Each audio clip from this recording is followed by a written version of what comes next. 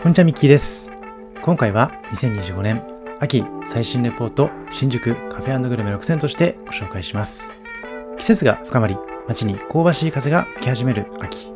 今回は新宿エリアで気軽に立ち寄れて満足感もしっかりと味わえるカフェとグルメの注目スポットを6つご紹介します。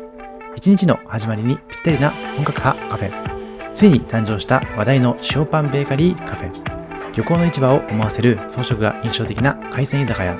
旨味が詰まった焼肉や野菜たっぷりのボールメニュー。そしてラム肉を贅沢に味わえるコース料理まで。秋の食欲を満たす味わいがこの街には揃っています。ぜひこの秋、あなたの食べたいを見つけてみてください。このチャンネルではカフェ巡りなど日常を少し豊かにする情報をお届けします。少しでも応援してくださる方はチャンネル登録をして次の動画も見逃さないでください。ちなみに今回ご紹介するお店の Google マップ位置情報は本動画の概要欄から確認することができますので、実際にお店に訪問する際の参考としてご活用ください。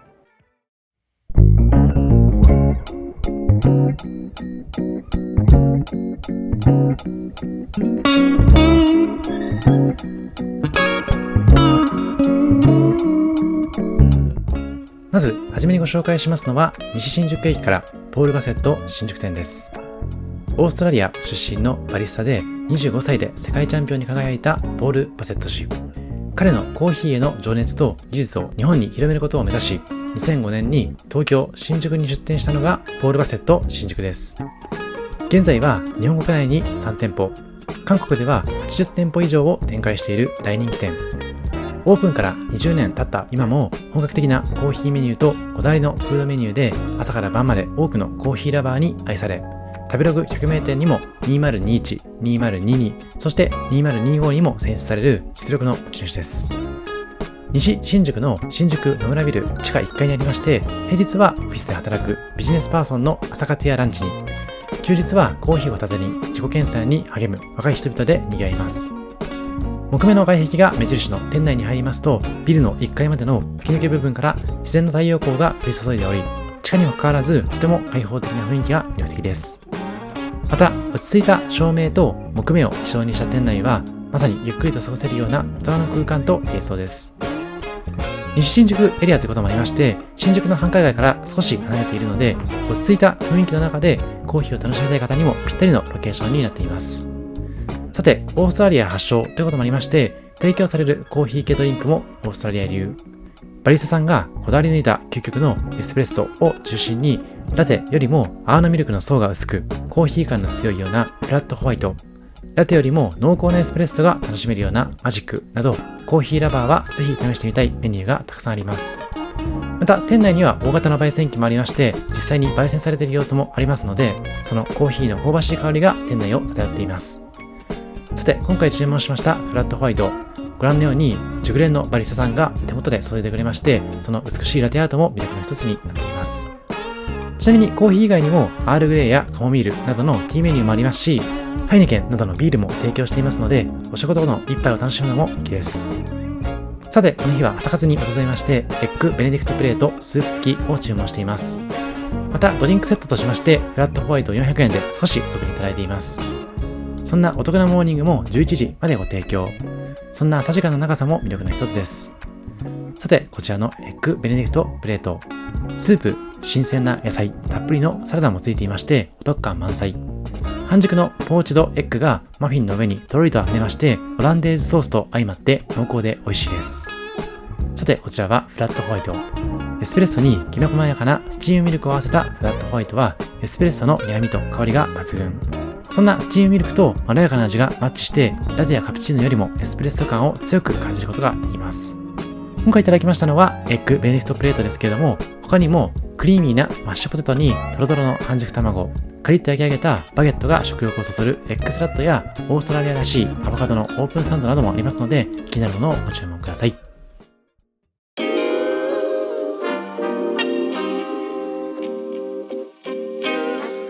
Sometimes you gotta pray for a victory. Yeah. 続いてご紹介しますのは2025年6月に誕生しましたトリュフベーカリーのルミネ新宿店。2017年に東京門前仲町に登場したトリュフベーカリー。実はこのチャンネルでもご紹介してるんですけども、高級食材であるトリュフと日常食のパンという異色の組み合わせが人気を呼び、オープン以来飛ぶ鳥を落とす勢いで店舗を拡大しています。そんな門前仲町の店舗もぜひ過去の動画で確認してみてほしいです。さて、そんなトリュフベーカリーのルミネ新宿店、こちらは JR 新宿駅から直結の好立地と63席という広さを誇る関東初のカフェ業態、ますます人気に拍車がかかりそうな旅館です。関東初というのでピンときたのが、過去に私の北海道の動画でご紹介しているエスコンフィールドのトリュフベーカリー。そちらもまた違った雰囲気で魅力的なので、参考程度に見ていただけるといいかなと思います。さて、こちらの店舗では大きな間口に輝くトリュフベーカリーというロゴのもと、店内は明るい木目のテーブルとチェア、そしてオレンジを基調としたパブリック調の照明、壁面には気分が明るくなるようなアートが飾られていたりと、外装、内装、どちらもこだわりを感じます。中に入りますと焼きたてのパンがずらり。こちらではまずパンを注文してから座席に着くスタイルです。店名にもなっています注目のトリュフの塩パンはバターのいい香りが鼻をくすぐります。代表取締役の丸岡さんは乳製品卸の家に誕生。高校卒業後にイタリアのチーズ輸入会社で4年間働き、もっとヨーロッパの食材を身近に感じてほしいという思いから30歳の時に会社を設立したのが始まりとのこと。美味しい食材を見抜く目利き力はお墨付きです。シグネチャーメニューは何といっても塩トリュフの塩パン。過去にも注文したことがあったんですけれども、変わらず美味しかったです。一方、口コミを見ると、新宿店は少し味が落ちるみたいな口コミもありましたので、皆さんも実際にその味わいを確認していただいて、その口コミの信憑性も確かめてみてほしいです。確かに気持ち焼きたて感が少し少なかったようにも感じています。またもう一つ注目だったのはアイスコーヒー。ホットコーヒーもそうなんですけれども、コーヒーの提供は自分で注げるのも楽しいタップ式のコーヒーマシン。過去にご紹介したシングル O というお店でも同じようなスタイルで提供されていましたので、そんな提供方法も新鮮に感じました。もちろんご覧のような塩パン以外のメニューも注目なので、ぜひ実際に足を運んでみてほしいです。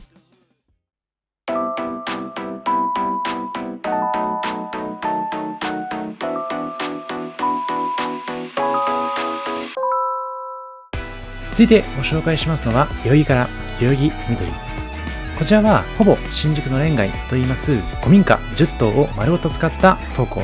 倉庫とは言ってもたくさんの飲食店が入居していまして、今回ご紹介する緑以外にも気になるお店がたくさんありますので、何回か訪れていただいて、その日の気分に応じて気になるお食事をいただいてみてほしいです。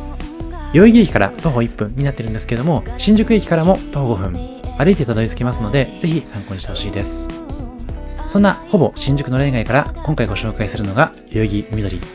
新鮮な海の幸とこだわりのお酒が楽しめる人気の居酒屋さんです。2階席には漁で使う網の装飾や市場の案内板のようなものがあったり、ユニークな装飾も楽しむことができます。そんな非日常な空間で、今回はお店のおすすめメニューを中心にいただいています。参考程度に他のお店もご紹介しておくと、他にはシャンパンマニアといいます餃子バルがあったりとか、牛タンいろはという牛タン屋さん、あとはイタリアンバルがあったり、アジア料理のお店、焼き鳥のお店、貝焼きの酒場なんかもありました。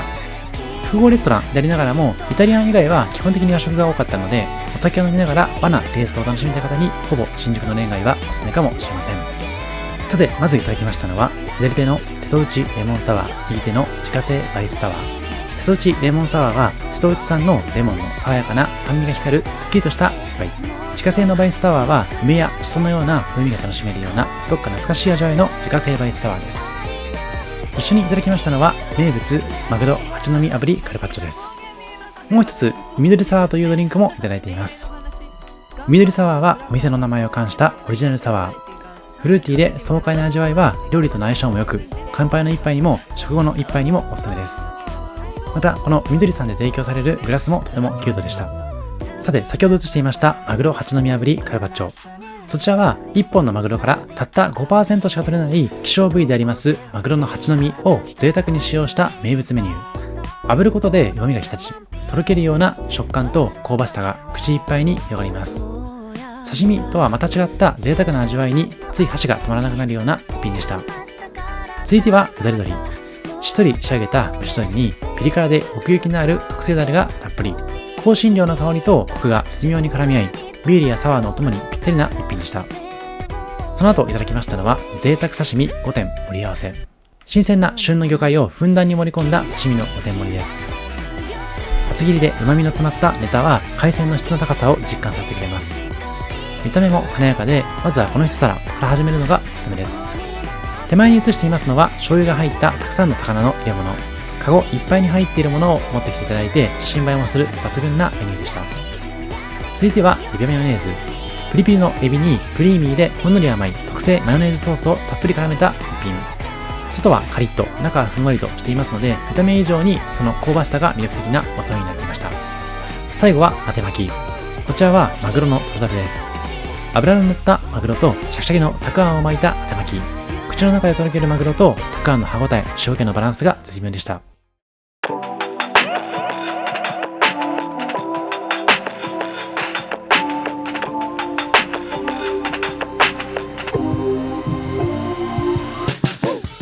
続いては西新宿から新宿焼肉ホルモン井上。新宿の喧騒から少し離れた路地裏に佇みます新宿焼肉ホルモン井上。焼肉井上というのは2008年に焼肉業態として誕生し、創業から愛され続けているお店。1頭から 10kg しか取れない希少部位のみを使用した井上ロースなどの食べ方をはじめ、様々な提供方法で話題になっています。渋谷、吉祥寺、立川、神楽坂など都内を中心に9店舗を展開し、本当にうまい焼肉を提供しているとのことです。こちらの新宿焼肉ホルモン井上に関しましては、2023年に焼肉井上のホルモン業態としてオープン。実は過去に立川のお店もご紹介しているんですけども、そちらの系列になっています。特にとても新鮮な角刈り焼きレバーが注目でございまして、この日は残念ながら注文できなかったんですけれども、話題を集めています。そんな厳選された和牛とホルモンを気軽に楽しめる現代の焼肉スタイルが融合した知る人ぞ知る名店です。そんな裏付けもありまして、食べログホットレストラン2025にも選出されています。こちらはお通していただきました冷やしきゅうりと味噌。シンプルながらよく冷えたパリパリのきゅうりとコクのある味噌の相性は抜群で、最初の一皿として食欲を刺激してくれます。合わせていただきましたのは札幌ラガーの中瓶。昔ながらの味わいは抜群。合わせてお店の名前を冠した井上レモンサワーというのも注文しています。こちらはキムチの盛り合わせ。白菜、角的、追いキムチなど複数種類を盛り合わせた一皿。酸味と辛みのバランスもちょうどよくて、焼肉の合間の箸休めにもぴったりでした。さてここからはいよいよ肉料理。こちらは低温ぶっかけネギレバ。臭みのない新鮮なレバーにたっぷりの白髪ネギをのせ、ごま油と塩だれでシンプルに仕上げた一品。少しねっとりとした食感とネギのシャキシャキ感のコントラストが癖のある味わいになっていました。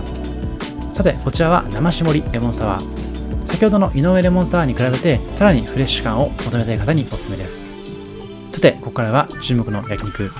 まずはロースタレ、そしてカルビのタレをいただいています。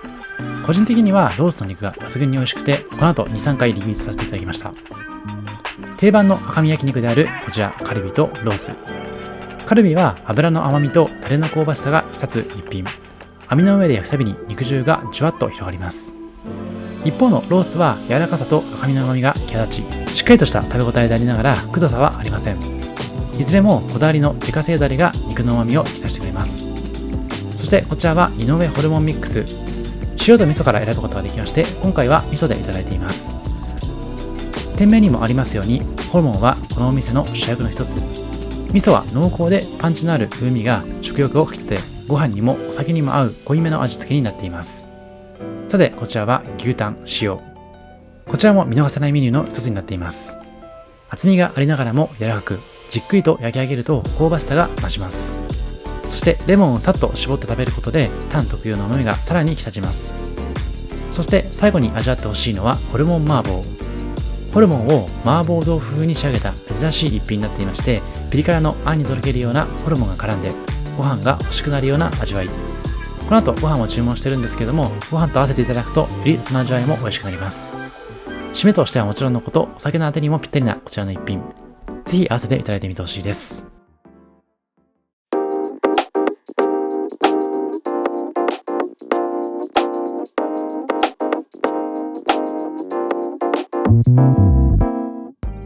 続いてご紹介しますのは2025年7月にオープンしましたウィズグリーンの新宿センタービル店です。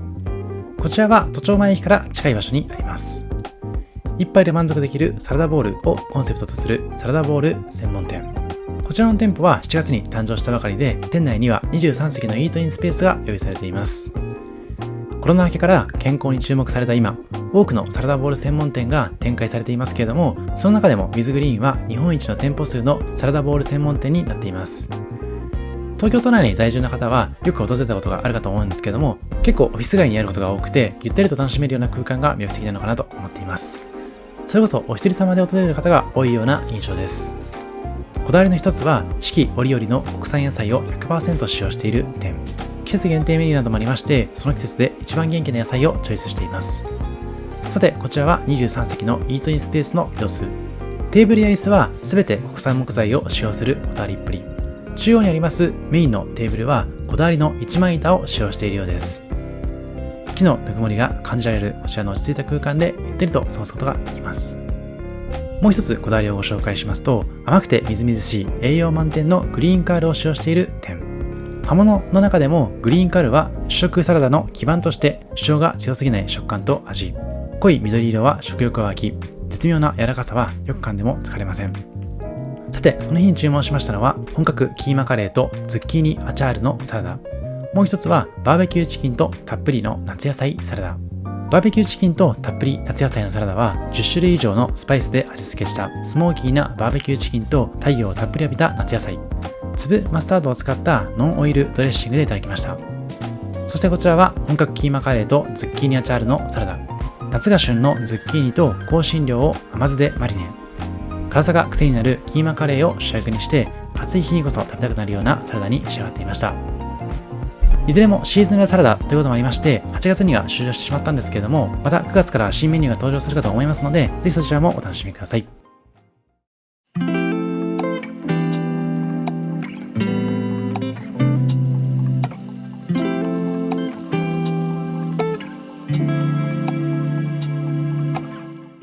そして最後にご紹介しますのは、新宿三丁目駅の周辺からラムネ。ビルの4階にひっそりと現れるラム焼肉の専門店ラムネ。扉を開けますと、木材とガラスを基調にした落ち着いた空間が広がりまして、無煙ロースターによる快適な環境で上質なラム肉を楽しむことができます。店内は今回利用させていただきましたカウンターに加えてテーブル席がありまして、全部で46席。煙や匂いが気にならない設計になっていますので、大人の焼肉を静かに堪能できるような雰囲気です。ラムと言いますと、私も札幌でジンギスカンいただいたりもしてるんですけれども、やっぱり匂いが気になってしまうことが多いです。そんな中、排煙設備にも工夫されたこちらのラムネでは匂いを気にせず楽しむことができますので、そういった点でもお勧めできるような店舗です。今回いただきましたのは、期間限定の人気コース、羊の夢を見るコース。羊の夢を見ると名付けられました特別なコースは、ラム焼肉専門店が提供する6周年記念の夏季限定メニュー。お値段は6380円ととてもお得でした。まず提供されますのは、ラムの旨味を丁寧に引き出したコンソメスープ、そして人気部位3種をお刺身で味わうことができます前菜、炙りフィレのユッケ、シンシンの刺身、上身の刺し、いずれも繊細な温度管理の下で提供される新鮮さが魅力でした。さて、お酒もたくさんのメニューをご提供しています。こちらは金曜日の羊、そしてキウイスカッシュです。金曜日の羊など遊び心のあるビアカクテルに加えまして、自家製コーラやキウイスカッシュなどのノンアル類も多数。ワインも店長さんセレクトの赤白が揃ってペアリングを楽しむこともできます。さて、こちらは前菜の次にいただきました焼き物3種、タン元の厚切りネギ塩、もちもちの葉巻、そして淡雪塩で仕上げたフィレ。ここでの注目ポイントは焼き加減の丁寧なレクチャー。スタッフさんが片面数秒、ここで一度返して、ここの油が溶け始めたら食べ頃ですといった風に提供のタイミングでもご説明してくれます。もちろん手元の紙でも説明していただくことができますので、そちらを確認しながらベストなタイミングでその焼き加減でいただいてみてほしいです。こちらは淡雪塩でいただきましたフィレ。この塩も相まってとても美味しかったです。こちらは中盤でいただきました骨付きのベビーラムチョップ、そしてハツです。ハツに関しましては5秒焼きといったスタイルでいただくことができる軽めなお皿。火入れが短いからこそ味わえるような食感と香りが抜群です。特にハツはスタッフさんの焼きすぎ注意といった言葉が響いてくれるような一品です。こちらのベビーラムチョップに関しましては、香ばしく焼き上げた後、持ち手を使って豪快にかぶりつくスタイル。こちらもスタッフさんがベストな火入れのタイミングを示してくれます。また合間に挟んでいますこちらのアールグレイレモンティーサワー、加えて白ワインと蜂蜜のレモンサワー。こんな形でサワー類も非常に充実していますので、お酒が少し苦手な方はサワーで少しのアルコール、またこういった飲み物に関しましてもソフトドリンクスタイルでいただけるものもありますので、頼んでみてその果実感を楽しむのもいいかもしれません。続いては 100% 硬質で作ったラムバーグ、そしてラムネ任せサラダといった箸休め的なメニュー。ハンバーグスタイルでいただけるギュッと旨味の詰まった一品も抜群でした。こちらはまた別のレモンティーサワー、そしてマンゴーラッシーです。比較的臭みが少ないこちらのラムネのラムですけれども、こういったラッシーとかでお口直しできるのもおすすめなポイントです。そしてこちらはタレ焼きで人気の部位トップ3を集めた一品。イチボ、上ハラミ、上カルビをいただくことができました。このタイミングでもそれぞれに応じた焼き方のアドバイスもいただくことができます。そして締めには上ロースの炙り焼きを乗せたご飯、そして選べる冷麺またはラムバターカレーのダブルご飯です。この上ロースを炙って乗せたご飯はまさに絶品。最後の最後までそのラムの魅力を感じることができます。またお口直しとして抜群だったのはこちらの冷麺。お腹がいっぱいすぎたのでいただけませんでしたが、ラムバターカレーも次は頼んでみたいなと思いました。そして最後は牛のお乳を使った自家製アイスクリーム。クリーミーな中にもコクがあって余韻までしっかりと羊の旨味を感じることができました。さて今回の特集はここまで。アフタートークではお店選びの難しさについて語っていければと思います。今回のセレクトは新宿の魅力を幅広くお届けするためにテイクアウトでも楽しめるようなトリュフベーカリーさんの他にモーニングで楽しめるようなポールバセットさん、そして焼肉系、海鮮系、そしてサラダボールといった形で様々ご紹介できたかなと思っています。また新宿とは言っても新宿の3丁目側から例えば新宿御苑、そして今回ご紹介したような都庁前駅だったり西新宿のあたり、そして南側に行きますと代々木エリアもありますので幅広いお店があります。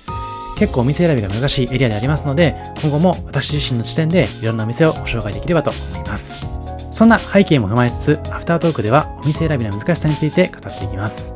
私もお店選びには結構苦労していまして、訪問する前には必ず Google の口コミをチェックしています。以前までは食べログも結構チェックしたんですけども、食べログに関しましてはあくまでニューオープン情報をかけるために使っています。なぜかというと Google の方が口コミは結構リアルかなと思っていまして、例えば厳しい評価に関しては Google の口コミを見ることで参考にできるかなと思っています。また意外とお店の方がその口コミに対して返事をしていて、その対応でもなんとなく想像がつくかなと思っています。ちなみにこのチャンネルでは私がいいと思ったお店以外は一切紹介していません。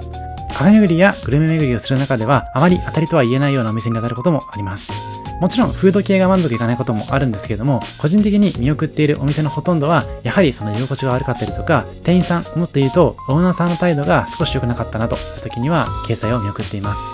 やっぱりそういったお店に行った後って結構気持ちが良くなかったりしますし、本チャンネルのコンセプトであるような日常を少し豊かにするというよりはむしろ日常が少しダウンしてしまうようなそんなお店になってしまうかと思いますので、それを一部でも紹介することは本チャンネルの趣旨に反するかなと思っています。とは言ってもお店を紹介できる数は限られていますので、皆さんの方で気になるお店あるけどもここ実際どうだったといったことがありましたらコメント欄で教えていただければそれとなくお返事できるかなと思います。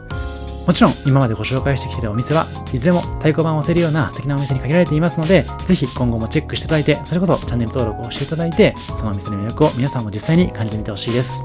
そういったお店選びに関しまして皆さんでもやっているような工夫があればコメント欄の方で教えてほしいです。以上、ミッキーでした。ありがとうございました。